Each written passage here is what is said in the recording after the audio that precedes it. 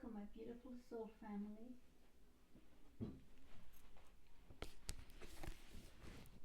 Welcome to our channel, The Mystical Hummingbird. I'm happy to be with you this day, the last day of February.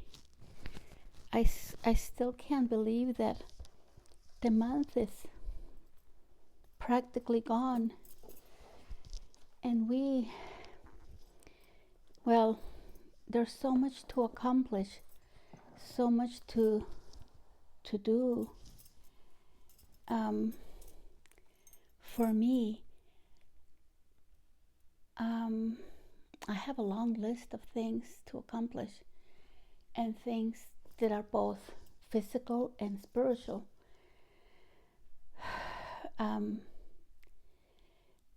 I sometimes wish that the days were longer, that nights would be, that we would not need, well, how do I explain it? Since I was little, I was very mischievous, because when I was put to bed by my parents or my grandparents, I always wanted to have my way. And so I waited for people to fall asleep, and then I would slip into the garden, and I would go there, and I would just lay in the grass and look at the stars, and dream and wonder. I wonder about so many things. And I heard my grandmother speaking to my aunts about the zodiac signs, and because I was so inquisitive, I wanted to find out what that meant and what is the zodiac signs. And my grandmother would explain to me that this is an ancient wisdom, and that all the signs, they have to do with the planets and the time that you were born. And she didn't have a lot of information, but what she told me is sufficed for me at that time. And I've always been wanting to know more about the planets and the stars and the firmament, and the meaning of the signs and the numbers, like in numerology.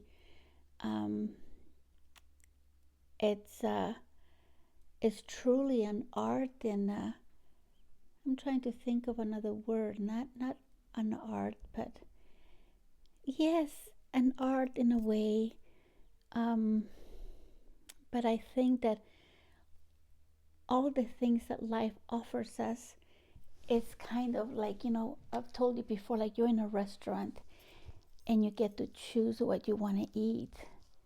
Like, I'm a lover of seafood, pretty much all seafood, the raw fish and all kinds of fish. Think about the things that you enjoy in life. What makes your life delicious? Like I've told you before, like for me, in this journey, I discovered that life has to be delicious for me. I cannot accept anything else, because I've seen that side of life where it is delicious. I will share with you a moment that when I was, actually, I wasn't trying to find myself, because I think this happens to all of us in a moment when we least expect it. And life brings you to a point where you get, like when a person has an accident, it shakes you. It either kills you or it leaves you, hurt pretty bad. And sometimes when big chaotic things come into our lives, it allows for us to gather our bearings, and then sit back and become introspective, and then look at ourselves, and then see what's going on, what is life about? Is this it? Um, I truly believe that we are shaped and fashioned by what we love, by what we focus on. Um, I can't speak about other people. I mean, I've told you guys that I'm an observant. I like to observe because by observing, I gather knowledge. And I have to tell you something really interesting that I've found. And you know, when I discovered this, I went to a concert to in Colorado with my daughter and a couple of my nieces and my granddaughters, and we went to see Taylor Swift. There were over 73,000 people. I've never been in a place, in a space where it accumulated. This is a multitude of people. We're talking multitude. It was almost 100,000 people, and it was all young people of all ages. And you know the vibe. You know how Taylor is. She's so happy, and she just gives her whole soul when she performs. Um, I started observing people, and it was a little bit difficult because we were way on the top, high, and Taylor was way down there, but we actually could see her fairly well. And of course, you know, they have the lights and they have different cameras and whatever. But what I was observing is how people were reacting to the music. How each person, like most of the girls, including myself, knew most of the songs, and we were screaming at the top of our lungs that you could barely hear anything because we were all singing. But there was not much space to move because I'm not kidding you. It must have been about not even a foot. Maybe, okay, I'm exaggerating. Maybe there was 2 feet, perhaps, for each person. And you couldn't, if you went any further, you tumbled over hundreds of people on top of it. You'd be on top of them. But what I saw there was the joy that music creates. I've been in lots of concerts.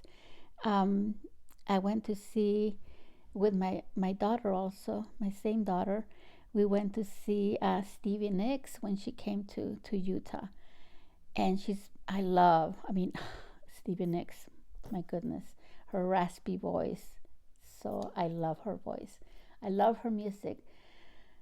Yeah, this is not going to be about music, but I'm just going to tell you. I've been thinking, today being the last day, pretty much the 21st, also the number 21, see numerology, number 21 is a master number. And I add the day today, and it comes to the number 21. And then I think, oh my gosh, there's just so much there is out there for me to learn, to not just to learn, but it's like life opens herself up like this for us, like a flower when it blooms, and she gives you the opportunity to take her, to grab her, to relish her, to ravish her, to, I know that sounds probably a little bit out there, but I think that you need to live life passionately. I'm wearing red today. Because of that, I've been thinking about all day today. Today, the planets are aligning. Do you guys have any idea how important that is? This is going to cause amazing things in the world, on the earth, and I truly believe that we are all in different, of course, we are all in different paths of understanding of our consciousness, And I always speak about the consciousness because this is something I've been aware of since I was a little tiny girl. And I know now why I am the way that I am. And when I removed the veil of illusion, it was actually done in a manner that how can I explain? I was in so much pain, and and the thing that I have to explain, I mean, I don't have to explain this. I'm coming here because I was asked by God. And he tells me, I want my people to know me through you, through what I'm going to be doing with you. And I haven't told you guys this exactly in these words because I felt a little bit apprehensive, thinking, who am I? I'm no one important. It's just me. But he told me this in dreams. He told me this over a year ago to come and open this channel and to share my experiences with him, to share what has happened in my life, what is happening in my life, and how I contact with him. You see, I receive answers. If I have a question about something, sometimes it doesn't come immediately because always in divine timing, God knows what he's doing. And I trust with all my heart that he will answer me. It took me a long time to come here, you guys. You know that. I'm actually I'm shy to a point because I've told you before I can be both an extrovert and an introvert when necessary. But for my choosing, I like the quiet time. Don't misunderstand me because there's two sides. Well, there's many sides to me, but I love my silence. I love to experience the quiet. I love to go like in my cave, if you want to call it that. And sometimes when I go and take walks in nature, I'm walking and there could be tons of noise, but I'm in my mind and I focus on the sounds that are appealing, that are pleasing to me. Like if I'm by the river and I can hear the river moving, and I can hear it actually, I can see it in my mind's eye, and I can hear how it's touching the rocks and it's kind of going around little crevices, and I do that. Or sometimes it's blowing a lot besides having my hair everywhere. I like to experience the moments with life that she offers me, like passionately, because you guys, we don't have this life. It's not guaranteed. We're not told you're going to be here till you're 100 or till you're 80 or till you're 50 or till you're 15 or 4 or whatever. We are here the time that we are supposed to be here, and then we're gone from here to another sphere, another place. And I think, no, I don't think, I know that we need to, it's so important to become aware. Awareness is key, you guys. Awareness is key for us to be in touch and to tap our inner selves, to tap into our divinity. How important is, especially in this time, in this day and age where you turn the TV on and everything is chaotic in the news, and I'm not even going to get there.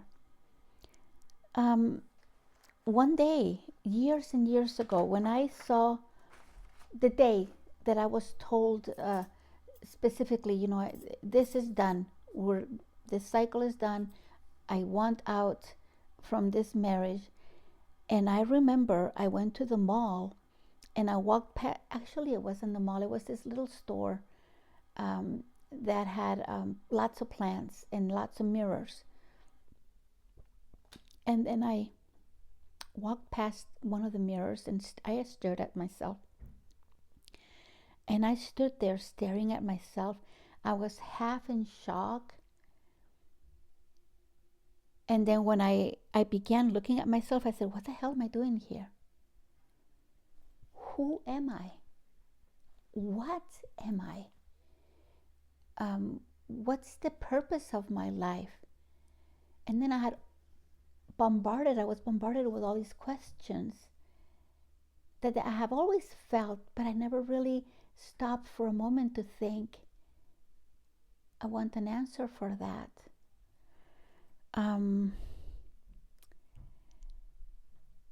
It was truly because having a retrospection with myself and having this reflection of myself in the mirror, I began thinking, and I reflected on all the questions that I'd had prior and years prior, and this arose from deep within me. Who am I? What is my purpose? Never thinking that I'm the one that's the owner of my life.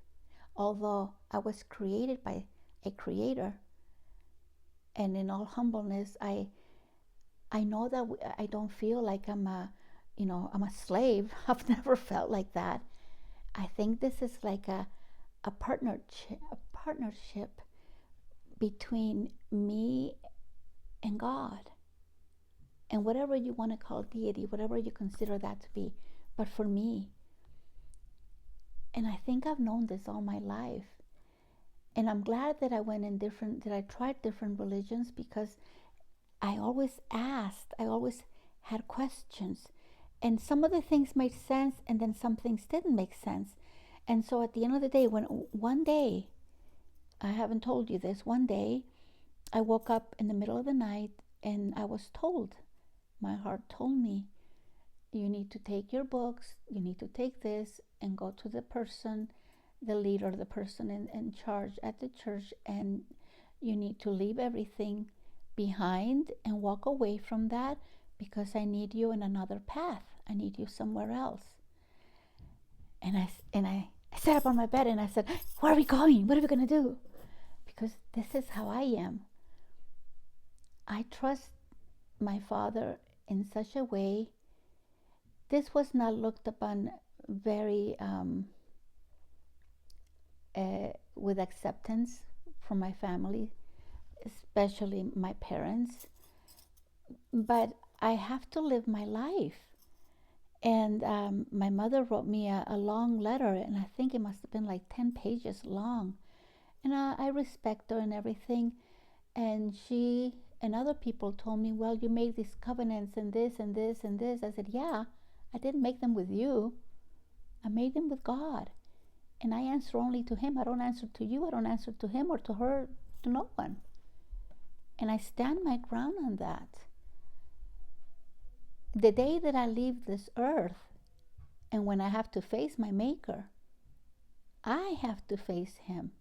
I answer for my responsibilities, for decisions that I made in my life that are making me the person that I am, and I'm discovering things that it baffles my mind. The greatness of our mind, the tool that God has given us. We are literally walking gods upon the earth, but most of us have forgotten. Christ came here to give that message.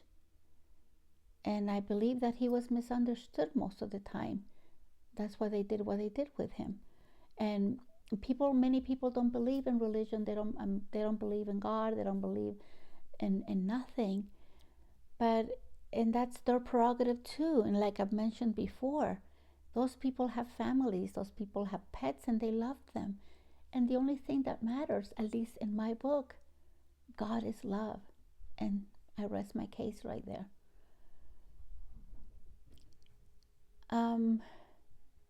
Something that I have to tell you, I'm a lone wolf. I walked alone this path for many years by myself. not, I don't mean physically by myself, but spiritually, I have help. I have a lot of support. I have my ancestors, I have my angels, I have my spirit guides, and I've become so trusting in my life and the things that are happening, the dreams that I'm having that are so amazing. Sometimes it makes me a little sad. Not a lot sad, because we are all responsible for what we think. We're all responsible for, and this is going to be a little hard, because what we are experiencing right now on the earth, and I'm just going to say about this country, okay? What we are experiencing here is the collective thought. It goes to show you where people's minds are at. And there's, and this is all over the world, people stand for truth. They stand for righteousness, which at the end of the day, the thing that should matter most than anything is to be righteous and kind and considerate and compassionate with our brethren, with our fellow men, because we're here only a short time. We're not here very long. When you think about it, most people pass away. You know, if they lived a good long life, there's a few that live to up to 100 and some a little bit over, but I'm talking about the regular population, mostly around 80, 90 years old. And then when you hit your 60s, people, I have friends have told me, oh my God, I'm 60. Oh my God, in 20 years, I'll be 80. And personally, it's just a number for me. Because your mind, if you keep yourself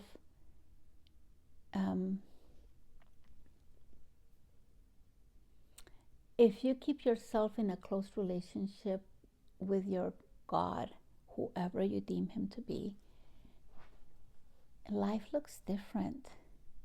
You feel different. You have dreams, you have expectations. And like I said to you before, I've told you that I love the poet Rumi. I love the ancient poets. I love the way they spoke. All of them. But Rumi's, I think, is one of my favorite. I remember him saying, be with those that help your being. And I have to tell you, I don't have many friends. I'm a very exclusive person. I love all people, but I treasure and I cherish my energy. I know that we can, you know how people, they get a cold, because I don't want to go so much into that, but when they have illnesses, this is going to be really difficult for some people to understand. When I used to work at the health department, it was expected, because it was expected. This was the expectation. My boss would give us these big pamphlets. They were posters, and it was the face of Santa Claus, and then little kids that had like masks, and it would say, "'Tis the season of the flu." So vaccination, you know, kids need to be vaccinated, and instead of saying "'tis the season to be jolly," it would say "'tis the season of the flu," and so it's time for vaccinations. And when I saw that, I didn't want to put that in my office. I said, hell no, hell to the no, I'm not having that in my office. And we had to put it out, so I had to put it out, but not in my office. I would not have it. I remember one winter, I talked to my cells. I talked to my body, and I said, I'm going to have expectations of you. In 1 year, I didn't get a flu. I didn't get sick. I didn't get the shot, the flu shot. And I remember that um, I had people come to my office, they were sneezing and the whole thing, and I didn't get sick. We live in a world that everybody gets contagious, this and this and this and this. Energy. Everything is energy. Thought is energy. We're electrical beings. We vibrate. And there's so much more to us humans to do. What I started doing a study. I wanted to learn everything about the human body. And I really sometimes feel that I should have gone to school. I should have had a career. I love medicine. But then again, I also love the written word. I love psychology. I love archaeology. So when I say I'm a Jane of all trades, it's kind of like one day I thought, well, I could go to school and I could graduate from this, and then I could do something else and do something else. But yes, then you have life and you have responsibilities, and then time is, you need to see what is the most important for you. You need to take into consideration, okay, I can only do so much and I can only do this. So I became doing an auto observation of myself to expand my consciousness. I have journals. A lot of them I burned after a while, because when I went through things and I healed from things, I didn't want to keep the past, because I was taught that when you cleanse, like for example, you take a bath or you take a shower, and then you are all beautiful and clean, and you put your creams and everything, and you put your nice clean clothes, and then all of a sudden you decide, oh, I'm going to go outside and roll in the mud. Now, how are you going to do that? Why are you going to do that? I think of a story I read in the Bible. I take the Bible, it's kind of like a psychological book. Okay, because I'm such a deep thinker and I think of the things, and God shows me different stuff, and I wanted to understand one story about Lot when he was walking, I guess, around Sodom and Gomorrah, and he was told to walk away. The angel told him to not look back, and his wife looked back and she turned into a pillar of salt. Now, literally, she didn't turn into a pillar of salt, of course. What did that mean? I was told that she looked back, she turned back to her old ways, to the past. So by going back to the past, she crystallized all her stuff in her brain, in her cerebrum, in her mind, because we are mental, physical. We're mind and then physical. So all is mental. Everything is mental. This is what I've come to understand. So I started doing that, and I had not known about meditation. I haven't told you. Of course, I haven't told you everything, because I'm only here a little bit once a week. The day that I asked God, when I requested, actually no, I demanded from Him. I wanted to have answers. I wanted to have my life changed. I was touched, and I had a paranormal spiritual experience, Kundalini, whatever you want to, well, I can't tell you whatever you want to call it, because it does have, it's an experience that for me was a paranormal thing, but I know it had to do with all of my centers, all of my chakras. I haven't spoken to you about the chakras yet.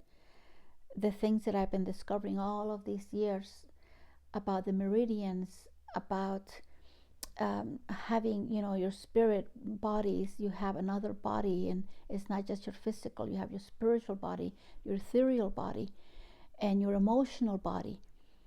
When I understood or came to the understanding of recognition of my inner self, I had little by little, it's step by steps, little steps, to understand coherence between in what I was thinking, what I was acting, what I was saying. And I was trying to understand the mind, how the mind works, how my mind worked. I wanted to understand even like laughter. So I would, my mother loved Lucy. I love Lucy, that show. I love Lucy. I used to watch the Three Stooges when I was like in high school with my brothers, and when we lived in Chicago. And I love the Three Stooges. And then we used to watch, what was this one show? It was a British show that we would just, oh my gosh, we almost peed our pants one time laughing. What was that show called? Um, for the life of me, I can't think of the name right now. It'll come to me. But I love to watch things that would make me laugh. And so I try to understand laughter. So where does laughter come from?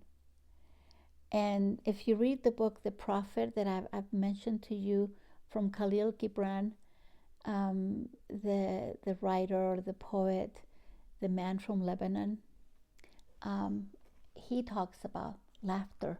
He talks about the emotions. That book is amazing. It has so much insight. But for me, I think, okay, you know how we all are. Some people are, don't you dare touch my feet, I'll kill you. Some people are like that. I'm not ticklish on my feet. I am ticklish under my arms, and I'm ticklish behind my ears. And then I notice with other people, they are in different spots, they're ticklish. And when we're little, we play. And this is when we discover, oh, yeah, I'm ticklish there. And it's funny, we see the thing about self-discovery. And I know I'm deep, and I go and I talk about all these things that most people don't even discuss. And like I can spend a whole hour talking to you about this rock. And I haven't told you a story, and I'm trying to think if I have it in here. I might not be here with my rocks, but I have it somewhere in here. Oh, I think it might be. No, it's not there. One day I went to the mountain and I was mad at God. I said, you know what? I talk and talk and talk, and I'm not getting any answers from you. And I need, I want to know what's going to happen. I want to know my life is going to get better. I'm worried about this. I'm worried about that. And I'm worried about my kids, and I'm worried about my jobs. I have all these jobs, and I can't anymore. It's only me. And I had 3 jobs. And I was thinking, how can I earn more money? Because I couldn't go to school because I didn't have the time. I had to support my kids. I had bills to pay, a house payment. I had, you have a house, then you have the insurances, the car, the house, and you have, besides that, then you have the utilities, then you have the miscellaneous, then you have all the kids' necessities, and then you on and on and on and on. And it was just me paying for everything. And my kids, they were trying to stand afloat and try to go through this, the divorce of their parents. And I know I made a lot of mistakes because I broke into a million pieces. Nobody could stand being around me because all I did was cry. And this is what I think, that experience for me made me into a rock. Although, of course, I still have feelings, and sometimes I have gotten hurt, and words should not hurt you, but they do, when I say if you choose. But I'm still human.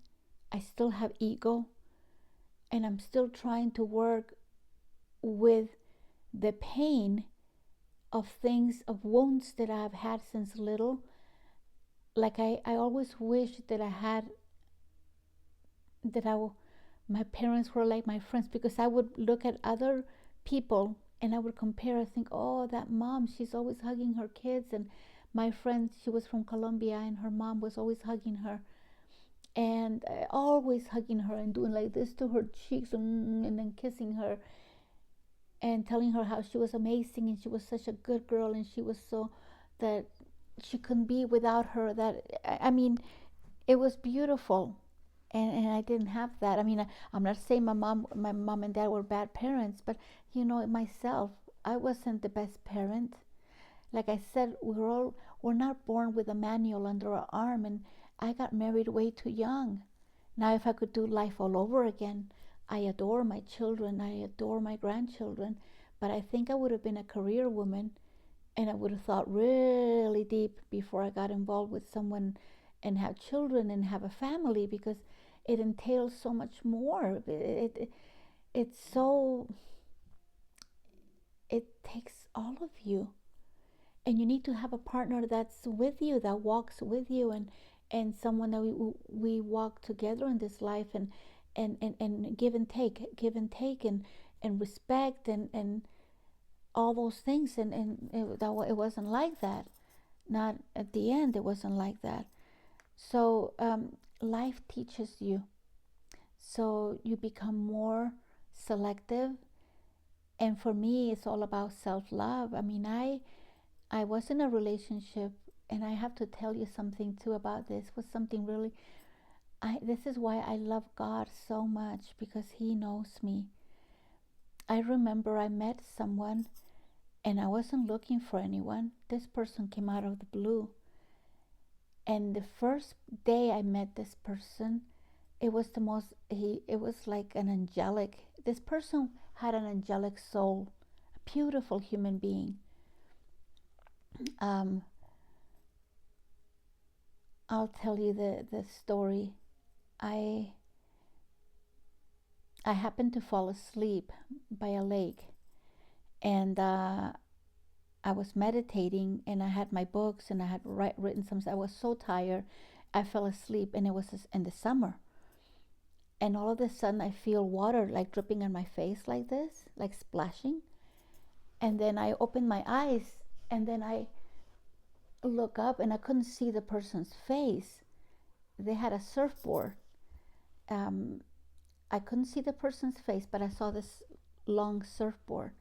And I heard the voice of a man telling me, Miss, if you wake up, if you sleep any longer, you're going to burn to a crisp, and you already have a nice tan. And this is what the young man said. The young man, oh my gosh, he was younger than me. And I remember that I thought, oh yes, thank you, thank you. I'm just really tired. And then he walked away. And then I started to get my things, gather my bag and all my stuff together to leave. And it happened to be on a Sunday. And I remember that on Sundays I used to fast, because I've often fast. I still fast. I've always found that fasting helps me to stay closer to God, and to cleanse myself, and to, I just feel better when I fast at least once a week. So I was getting my stuff ready, when all of a sudden this person, I see this person walking, this man walking towards me, and I didn't think anything, because I was almost getting up to gather my things and to leave. And this young man, he said to me, "Oh, I hope I'm not bothering you, but I've got something I would like to share with you." He had a jug of water, and then and he was carrying a Tupperware, a big, and it was like a glass Tupperware with a plastic lid. Those. I'm into all the details, so I remember everything.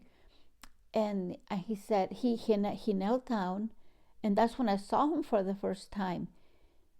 And he opened up this container, and it had mango cut up in squares, and there were bits of lime next to it. There were blueberries, and there were figs. Were some of my favorite fruits.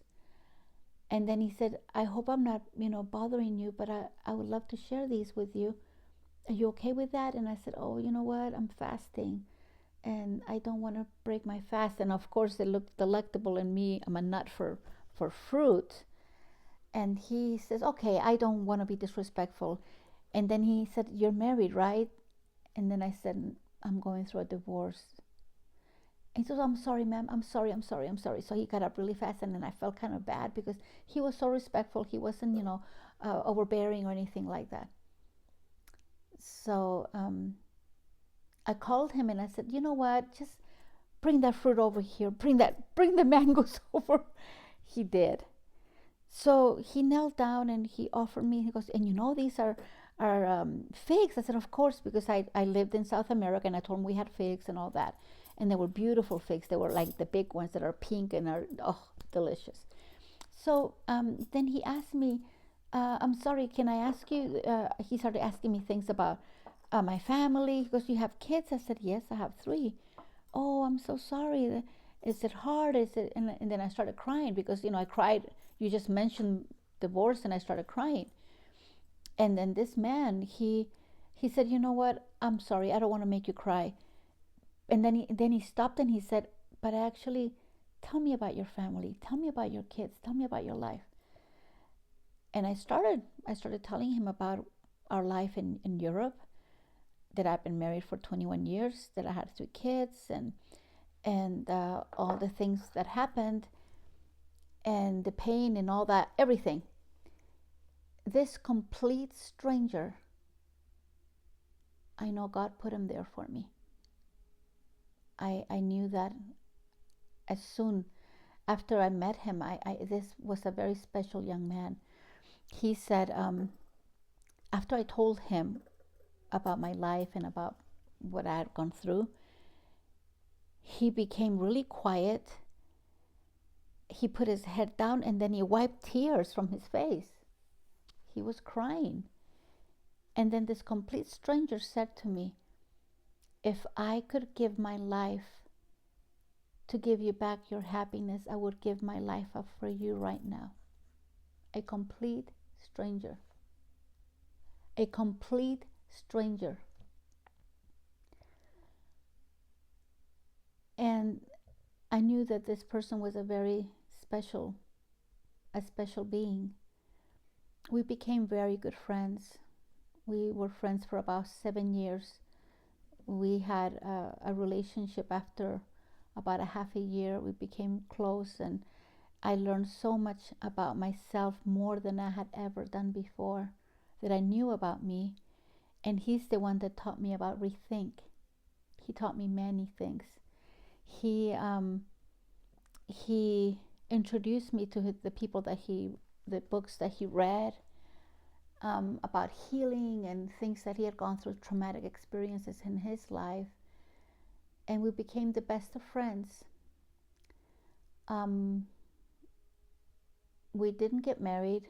I couldn't leave my daughter, my youngest one, and I couldn't, so I declined, and he moved away to Hawaii. And we were gonna have a life there. But anyway, that was a time of my life right after when I was done with that relationship, I went inside myself, and I continued to do my work. I continued to discover who I am. I continued to meditate and I have had many out-of-body experiences throughout my life. Spiritual experiences that I cannot explain them. One day I was in a park, and in the summer they have these places. They have little stands where they sell things from, from the gardens. They have flowers. They'll have things made out of wood. They'll have cheeses, breads, all types of things in the summertime. And these little, um, and they sell jewelry. Anyway, so one day I was walking with a friend of mine, and I was like craving because I love, you know how I love fruits, but I love apples. Now, my favorite apple in the world is called Mutsu. They don't, I don't think they have them in the United States, but I've eaten them in Europe. Um, and where I used to live, they're kind of big like this, and they're kind of yellow, and they taste kind of like pineapple. And I adore pineapple too. My gosh, my mouth is watering. Let me drink some water. Yeah, me and my fruits, I drive everybody crazy. When I go to the store, and it's so infuriating for me because people don't know how to treat fruit. People put it in the refrigerator. No, and like the avocados, no, they get all mushy and yucky. Of course, fruit, you have to eat it within a couple of days. You don't buy like boxes and boxes, and unless you have a huge family. But of course, I can devour the fruit in a minute because I love it so much. I just can imagine my life without fruit. But anyway, there's one moment I was thinking, I was walking and I was telling my friend, describing, what would I give to eat a Honeycrisp apple right now, this minute, right now, this instant. And I am not joking. From the sky, like this, an apple fell. And I went like this and I caught it. I know you're not going to believe it. You think, oh, yeah, she's bullshit, BS. That lady, she's nuts. She doesn't know what she's talking about. Let me tell you. I said it, and I'm going to tell you. When I said my mouth was watering, this is why I'm telling you. The emotions create. Emotions create positive and negative. If you're sitting crying, if you're sitting depressed, if you're sitting lingering in all the book, all BS, all the crap in the world, everything, then you get more of it. If you look at life and you start seeing all the beauty in life, being thankful, the great gratitude is magic. When I was walking, I was loving that apple, and my mouth was like watering to taste it, like I could taste it. I did. And to the day I dropped dead, that apple fell in my hands, and I did like this, and I said, no. Oh my God. My friend says, come on, Vivi, come on. And I look at it and I said, okay, I knew it was going to be a Honeycrisp.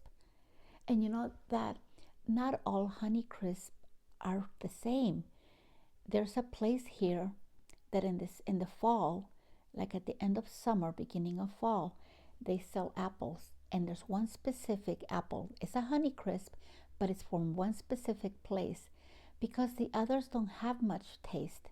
And for me, fruit has to be delightful, has to be fruity, has to taste like fruit, like pineapples. When I lived in Hawaii, and my sister and I would go buy pineapples or papayas or whatever other fruit we bought, we would smell it, and then the pineapple has to be soft a little bit, not overly soft, and a little bit yellow, and not way past because then it's not, it's over.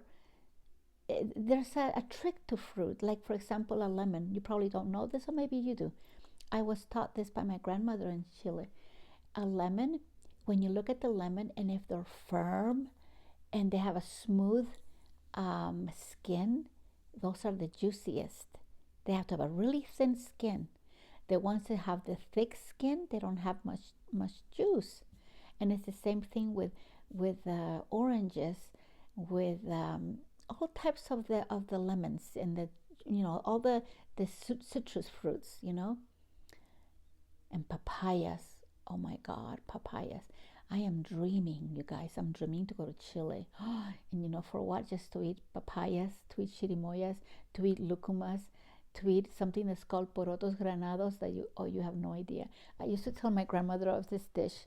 It's actually beans, and you probably think, oh, beans. Oh, you have no idea. It's a special Chilean dish, Actually, the food in Chile is very good because people make a lot of things with vegetables and fish and meats as well. But I'm more of a vegetarian person. Like I love stuffed zucchinis. Um, I'm talking about food again.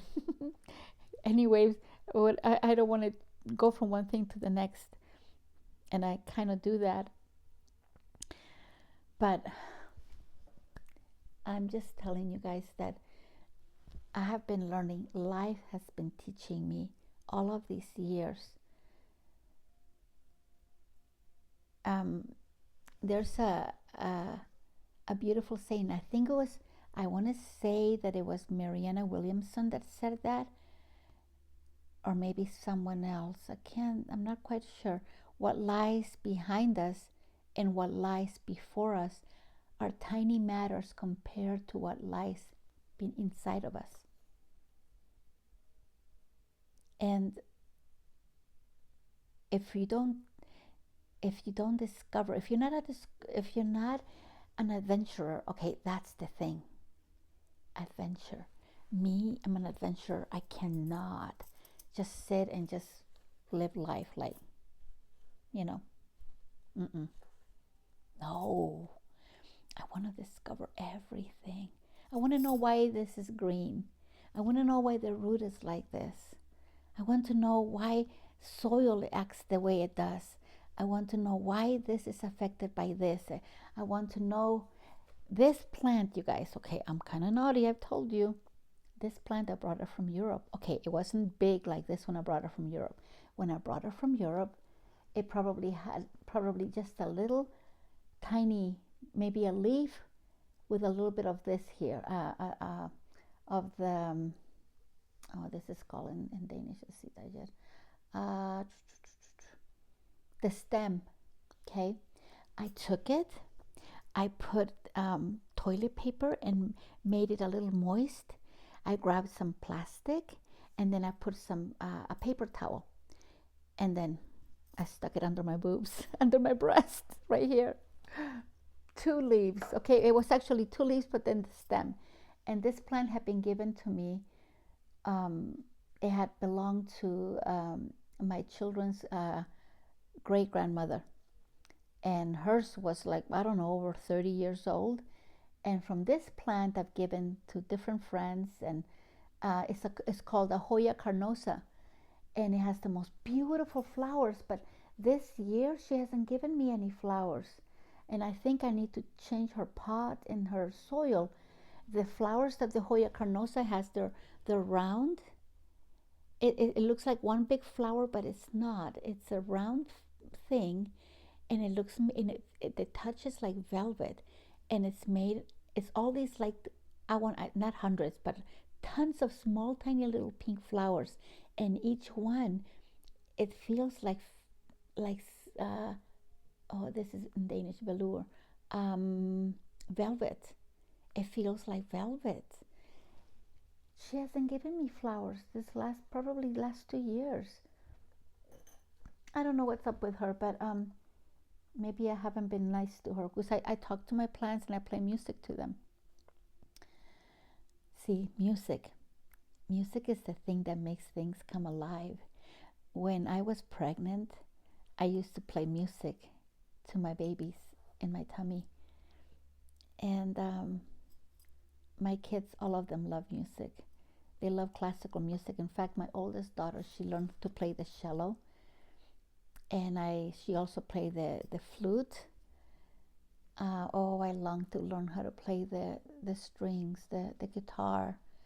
I want to learn how to play different instruments. I love the flute also. I love jazz music, the sounds of jazz, all music.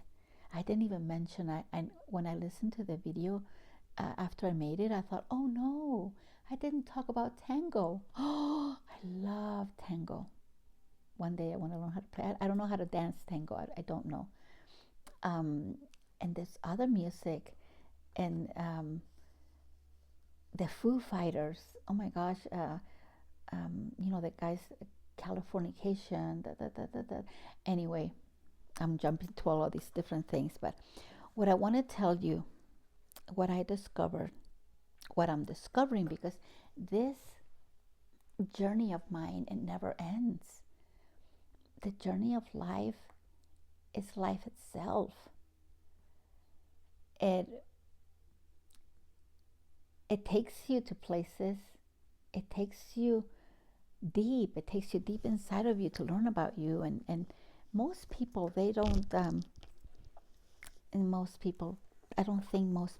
I don't know. I mean, I only know about me. I don't know about other people. I don't. I don't.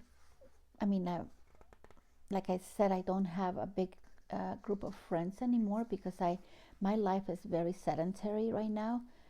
I work full time. I'm a caretaker slash nurse, even though I'm not a nurse. I've been trained and I've taken courses um, and in nursing and like a medical assistant. I can draw blood. There's a lot of things I can do. I can even probably deliver a baby in case, like in an emergency. Um, and I like helping people. I like healing people. I love people. This is why I'm here. If any of my words can help you, to help you build your confidence, to help you stand on your own and become stoic and hold on to yourselves. And if you don't have any belief on anything, hold on to yourself. Because when you hold on to yourself, you will find something greater than you can even in your wildest of dreams can fathom. And there is so much beauty, there's so much within a human being, that because we're spiritual beings. And this is the part that I've been discovering all of these years, is the spiritual side of me. We all have this. We have lots of gifts, all of us. No one is better than another person, but we've forgotten so much. And this is what I started thinking when I started doing this video, removing the veil of illusion. And how do you do that? Everything you do with intention. Like, you want to know, for example, if you've never been to Greece, what do? Save your money, plan a trip, and get your butt out there and check it out and see how the people live, see what they eat, see how they live, listen to their music. And then after you walk away, then you lived. Hans Christian Andersen said, to travel is to live. And for me, I'd rather have a suitcase and just, because life is short. And I don't know how long I'm going to live. I don't know how long God has planned for me to be here on this earth. But I want to have a life that's fulfilling, that fulfills me both emotionally, spiritually, physically, in every facet imaginable. And to be, and if I, well, I don't know, I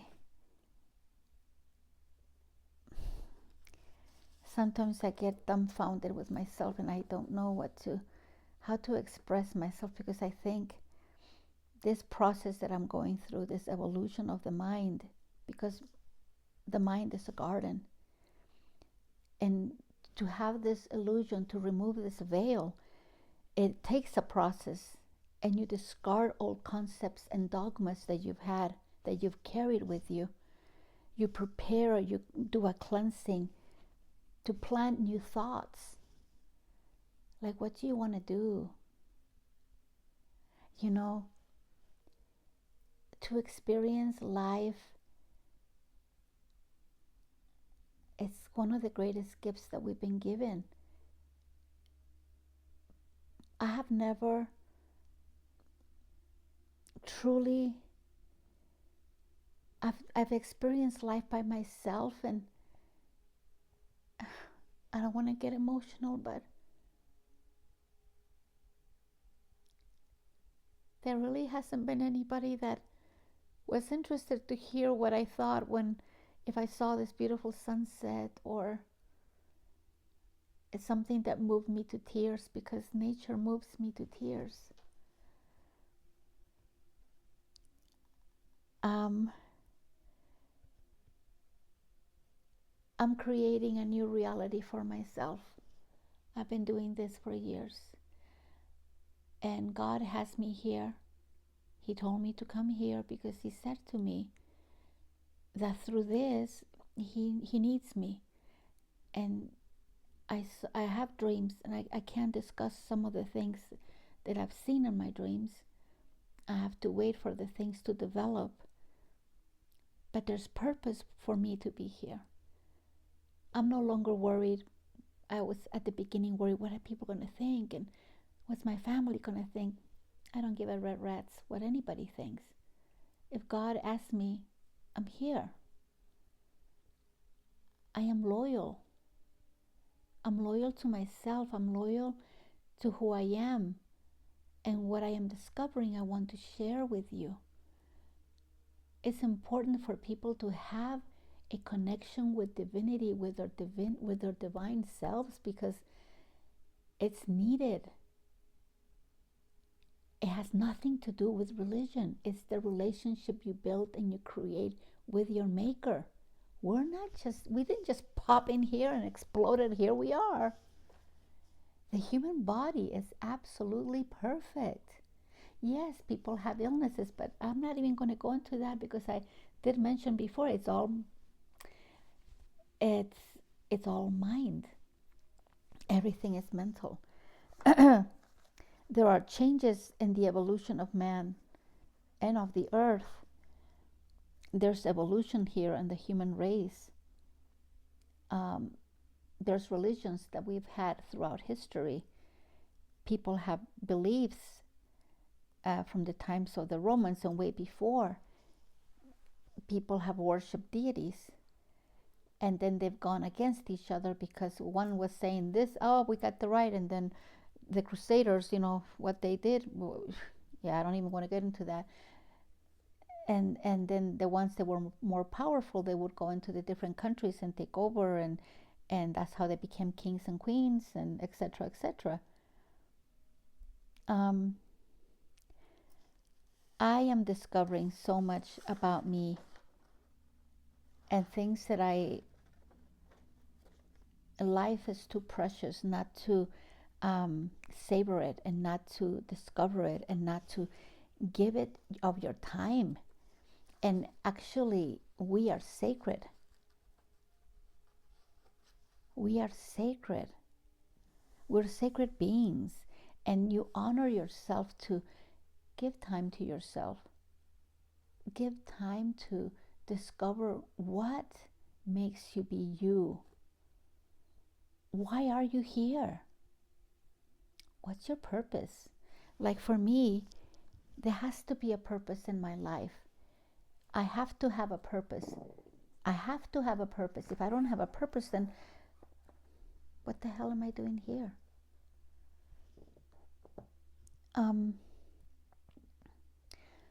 Wisdom, knowledge are the things that I seek.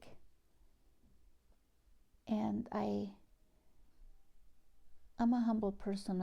I did not have a career.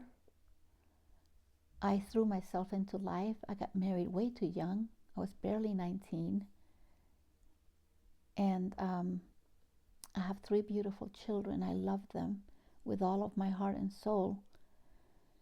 And then they've given me grandchildren. I have 11 of them. And I can't say I love one more than the other because they're all so special. I love them all.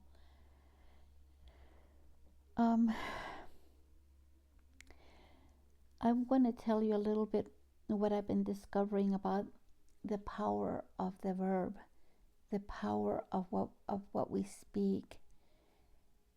Like I'm telling you about an intention. When you say something and you believe in what you're saying, you experience these things because the verb creates. And this is why I told you what happened to me with the apple. I was like, I could almost taste it. My mouth was like, if I tell you right now, close your eyes, and I slice a lemon and then put your mouth on it and then taste it. Immediately, you get that feeling of the sourness, right? Mental, mind, the verb creates. So, if you start discovering things about yourself and you don't understand and you don't find answers, well, write down the questions that you have. Write them down and then start doing research. Use the internet for something besides playing games and looking at Amazon and what you can buy. Because that's what most people and kids, they do these days. Most kids, they do is play games. I don't even know how to play these games. And I told my grandkids, and I wish I knew, because I remember when we were little, no, we didn't have games then. We used to play, I've always wanted to learn how to play chess. And I never got around to learning it, but we just used to play the others, the Chinese, what are they called? Don't know what that's called, but I think you know what I'm talking about. You can learn so many things like quantum physics, about the quantum leaps that you can make and to the different timelines. Like, oh my gosh, there's this science, this life is like a science. And when you discover more and more and more about yourself, then you learn about sacred geometry. You learn about like, I had an experience one time, and I didn't know what it was. This is many, many, many, many, many, many years ago. I was meditating, and this is when I was living with my parents. And I meditated a lot more than I'm doing now. But I spent like sometimes a half a day meditating. But this was more like into the late evening, because I wanted the silence. And I remember one particular night that I was meditating, and then I saw myself. I realized that I saw myself sitting on the bed, and I was above the bed. I was floating, but I was in a. If you see or think of the Star of David, you know how the star is, the Star of David. It was all light. It wasn't made out of metal, and I was in the center of the star, and the star was going around and around. The star itself was not moving. I was moving inside the star. I was going around and around like this, really fast. And you know what it reminded me? It reminded me of an airplane. When the airplane starts taking off and the sound the jets they make, that's what it sounded like. But when I saw myself on the bed, I said, oh my God, no, no, no, no. And I remember making a fist, and I remember these lines. It wasn't solid. It was energy. And I can't tell you the colors, because there were colors that I don't know what they were, but colors that